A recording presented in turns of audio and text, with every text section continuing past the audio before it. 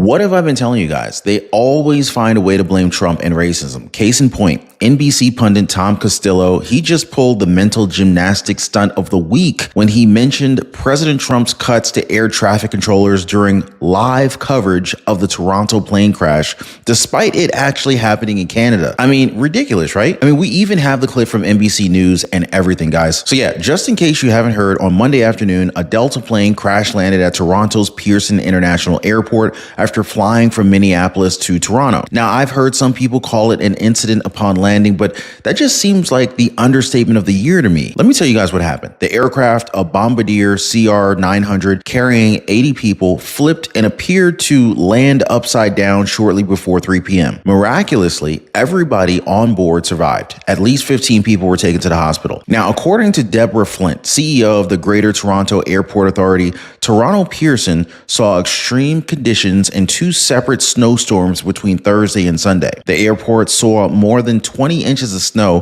which Flint said was more snow than they received all of last winter. Now, I don't know if it's connected or anything, but Delta Airlines is also taking flack for its stance on DEI right before the plane crash. Just last month, Delta Chief External Affairs Officer Peter Carter said on the earnings call that DEI is about talent, and that's been their focus. Now, maybe if they focused on safety a little bit more instead, maybe we wouldn't have these incidents upon landing, as they call it. I don't know. Other major U.S. companies have taken the hint. Companies including Pepsi, GM, Google, Disney, GE, Amazon, and others have announced plans to roll back their programs in deference to new Trump administration policies. Now, just recently as well, the Education Department cut $600 million in taxpayer-funded grants that funded divisive and inappropriate training programs for educators. So yeah, the Trump administration is definitely cleaning house on what they call wasteful spending within the federal government. All of this and more in today's video, so definitely stick around. Appreciate you guys hitting the like button. Thank you so much for subscribing to the channel. Oh,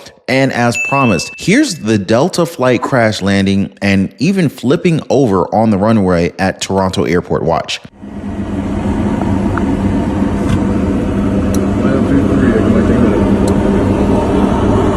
Oh! Oh! Oh, no, no, no, no, no.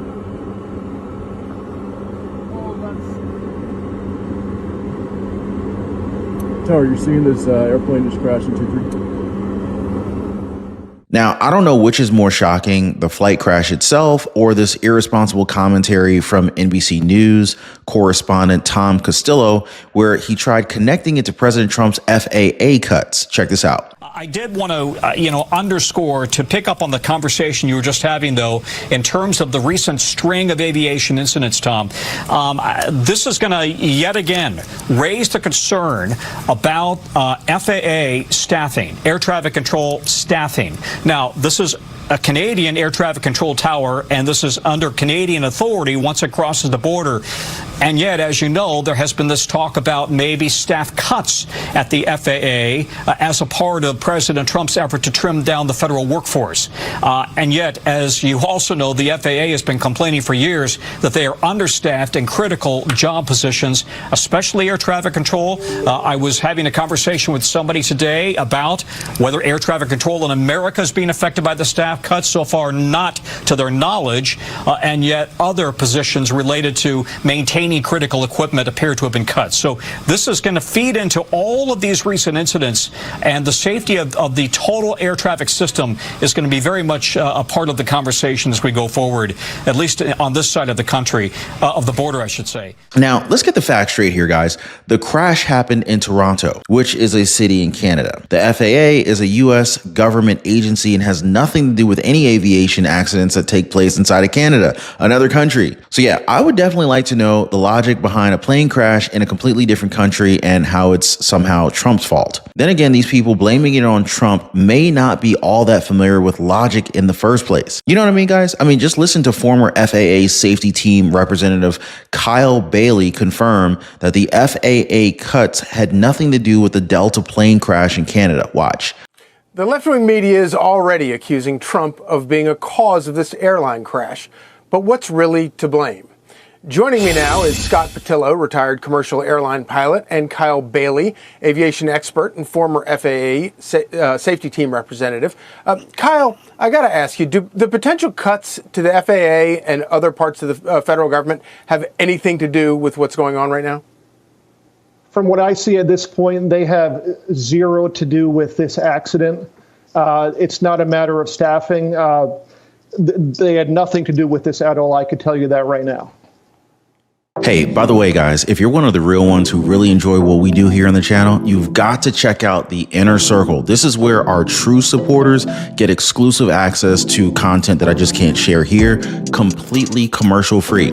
It's also the best way to keep this channel going strong. So if you want to be a part of something special, join us over there. Links in the description or in the pinned comment down below. So yeah, the NBC News correspondent Costello was talking about how the flight took off from Minneapolis, Minnesota for what is a regular flight when he made this ridiculous pivot to claiming without evidence that the crash will yet again raise the concern about FAA staffing, air traffic control staffing. I mean, you heard him, right, guys? He even admitted this flight landed in Canada, so it's a Canadian air traffic control tower, and this is under Canadian authority once it crosses the border. But he didn't care at all and chose to say the words and yet to make this case to the host, Tom Lamas. He said that there's been this talk about maybe staff cuts at the FAA as part of President Trump's effort to trim down the federal workforce. And yet, as you also know, the FAA has been complaining for years that they are understaffed in critical job positions, especially air traffic control. He continued claiming out of thin air that DOGE reforms to federal aviation could lead to more of these crashes. I mean, add in the very heavy implications of linking this incident to last month's deadly mid-air collision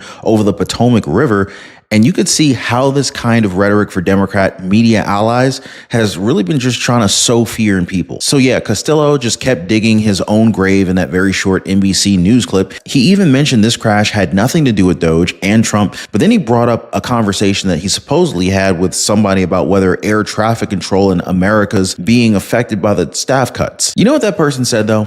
So far, not to their knowledge, and yet other positions related to maintaining critical equipment appears to have been cut.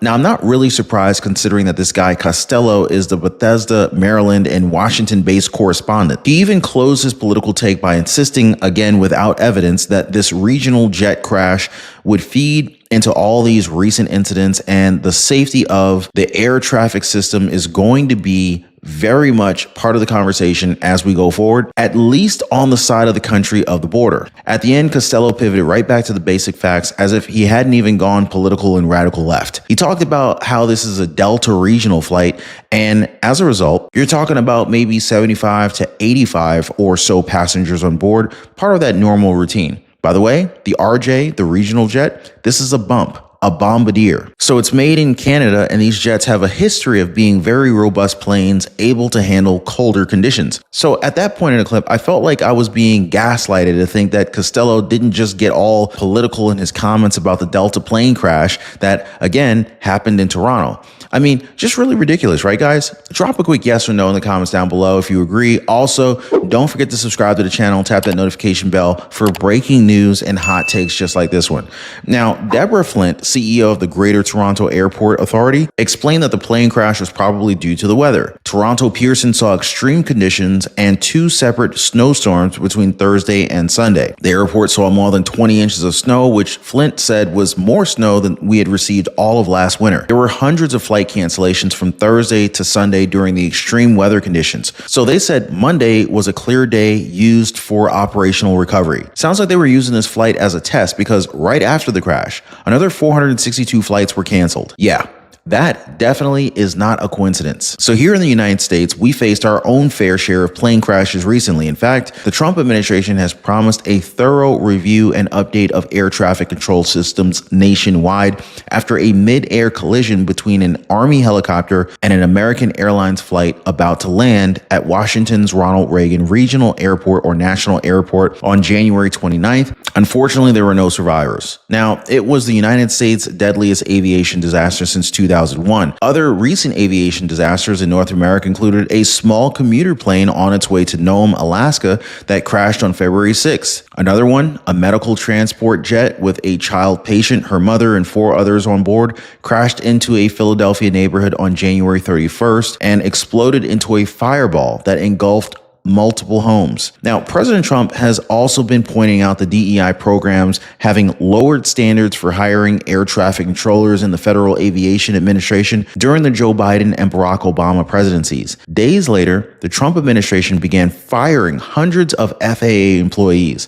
Coincidentally enough, though, the Toronto plane crash happened just weeks after Delta Airlines doubled down on its commitment to DEI initiatives.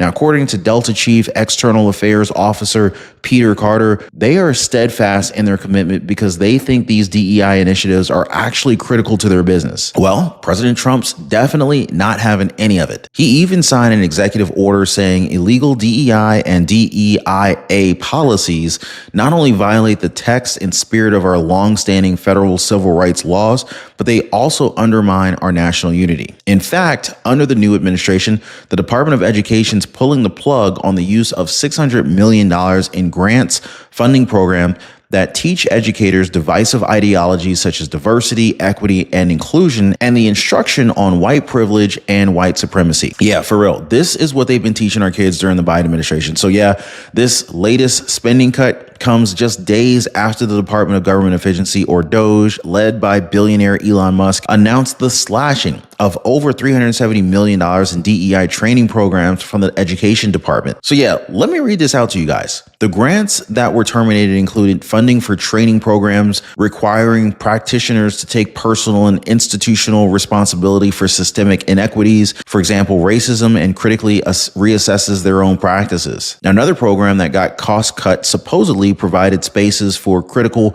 reflection to help educators confront biases and have transformative conversations about equity, and another that worked on building historical and socio-political understandings of race and racism to interrupt racial marginalization and oppression of students in planning, instruction, relationship building, discipline, and assessment. I mean, seriously, guys, as Moms of Liberty co-founder Tiffany Justice said in a post on X, less money on DEI nonsense means more money to make sure that teachers know how to teach students to read. Hashtag make America literate again. More disturbing is how the Education Department confirmed itself that many of the grants also included teacher and staff recruiting strategies that were implicitly and explicitly based on race. Chris Rufio, a senior fellow at the Manhattan Institute, called it $600 million in teacher training grants, which do little more than promote left-wing race and gender ideologies. President Trump's administration's really making sure that they get this DEI thing at its roots.